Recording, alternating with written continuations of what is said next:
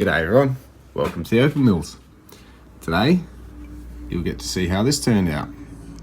There you go, that's how it turned out from the last video. So we're going to set this in a ring today, size R1/2. So we've got some half round for the ring, some backing and some bezel. Now, we've done this sort of a style ring before, and this is the preferred style for this person, and here we go. So start off with an R1/2 ring, I think. So just being aware of my environment, about to hit this with a blowtorch, and thought, we'll see him to safety. Alright, so we've got our ring. We're going to be chopping out a section for the setting, so that we're going to set aside for now. And then we'll make the bezel surround for the stone. Alright, so up to the bezel, that's our bottom. We'll go solder it onto the base, trim it up, ready to be inserted into the ring band. Alright, so now we're at the stage. We're going to mark out, set the setting in. Okay, we've got the ring, all the filing done, ready to start all the sanding, pre-polish, inset. Alright, so now we're at the stage up to 1200. Probably go to 2000, 1500 something. Then wax, then rouge. But we're going to set the stone. So what I've done is put a little arrow pointing to where the join should go. So hopefully this will slot straight in with a bit of prompting. Might just put it in a ring holder.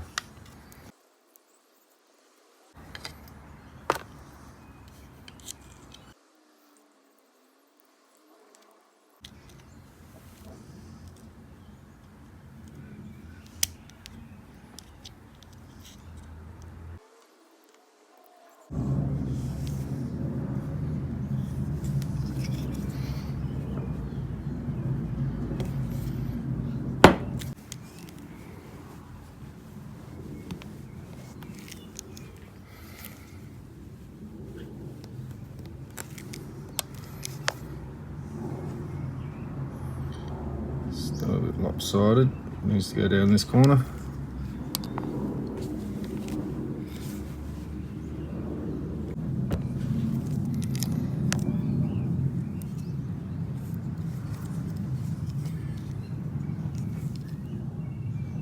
Actually, I think we've got it. There we go. Took a bit of working in. That's how tight I like the joins. No glue required, that will not come out. I wouldn't even need to push the bezel in, but got to make it look neat. So, yeah, that took a bit of work. Firstly, I like to push the corners in. That way I get less crimp, because the sides are easy to get, but then you'll bunch up at the corner. So what I do is get right on the point of the corner, push in, and roll up at the same time.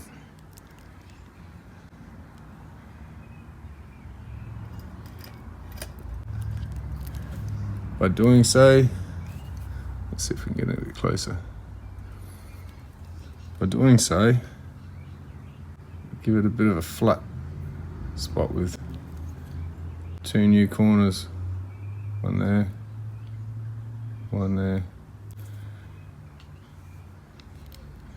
So once you're happy you get that corner in a bit, which I want to get it a bit more over, like that, then I'll get those other 2 points and push those in, same way. It doesn't have to go in all the way straight away, just going to inch it in. You go around and do all corners first.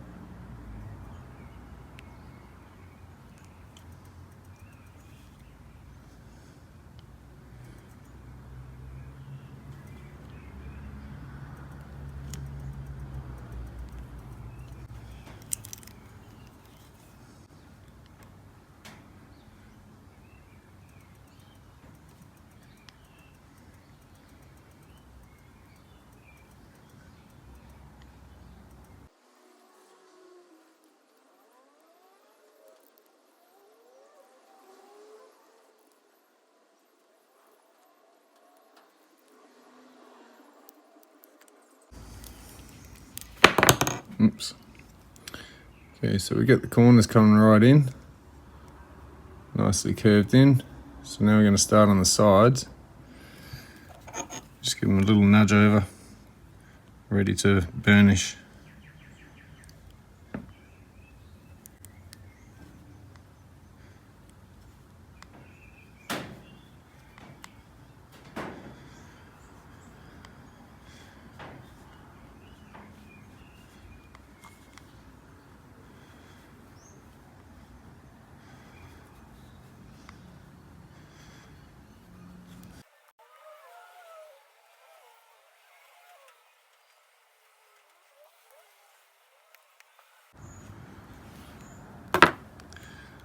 Alright, we get our burnisher and we go around. This takes a lot of hand pressure, just rubbing this back and forth with a lot of pressure on it, using a little bit of the malleability of the silver being thin around this bezel edge as I filed it down, and see if we can't get it to meet up very nicely with the stone. So again, I'll start with the corners.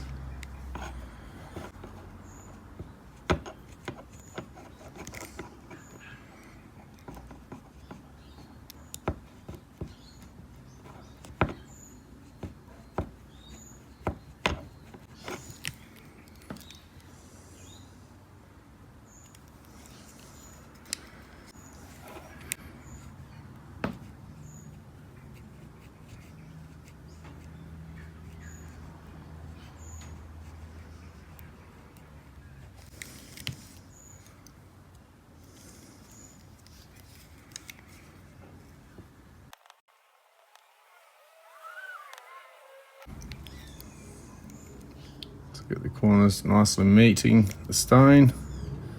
Now to blend in the gaps. You can see it slowly folding over, just meeting up with the stone.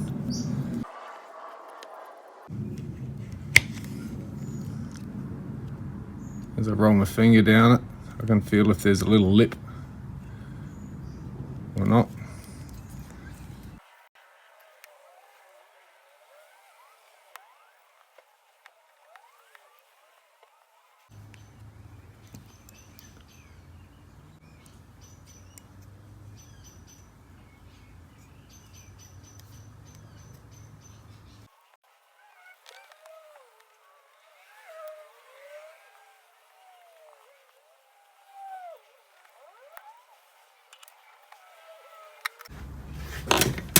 Let's see if I can zoom in. It's got a little bit of a bump there, needs to go in a bit more. But the rest of it seems to be meeting up very nicely. A little bit of a gap there.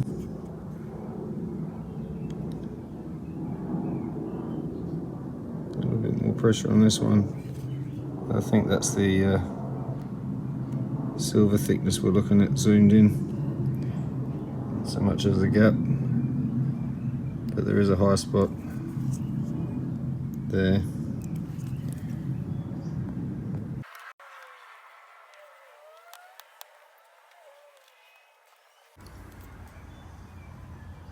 It's better.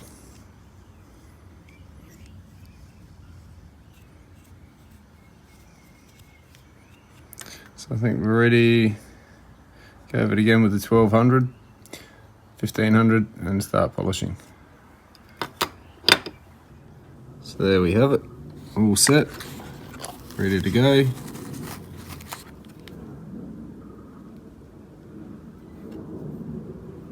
few marks still on it. You give it a wash from polishing, but there,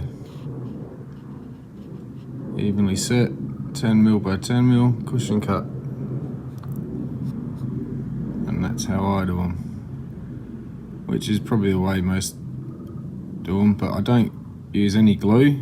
I like to get the joins nice and tight so that it's just a little nudge over up the top and it won't come back out at all. So hope you enjoyed. Cheers.